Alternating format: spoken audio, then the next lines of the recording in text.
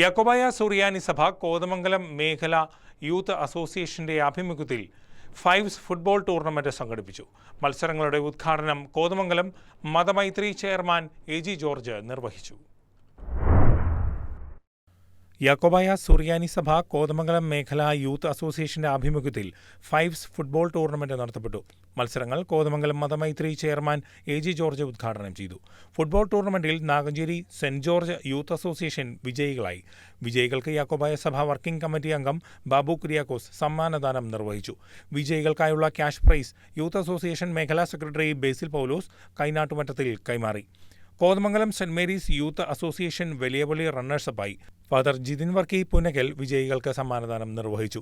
വിജയികൾക്കായുള്ള cash prize youth association അൽമായ vice president Arun കൈമാറി. കോതമംഗലം കാൽഷ്യോദി ഫുട്ബോൾ മെഡോ ടർഫിൽ വെച്ച് മത്സരങ്ങൾ നടത്തപ്പെട്ടു. വൈദിക vice president Father Jithin Varkey Punnakal, secretary Basil Paulose, അൽമായ വൈസ് പ്രസിഡന്റ് അരുൺ, ജോയിന്റ് സെക്രട്ടറിമാരായ ബേസിൽ ജേക്കബ്, ഐറീൻ സജീവ്, ഭദ്രാസന പ്രതിനിധികളായ Robiya Reji, Basil Eldhose, treasurer Biljo Basil, committee അംഗങ്ങൾ എന്നിവർ നേതൃത്വം നൽകി. News desk KCV news.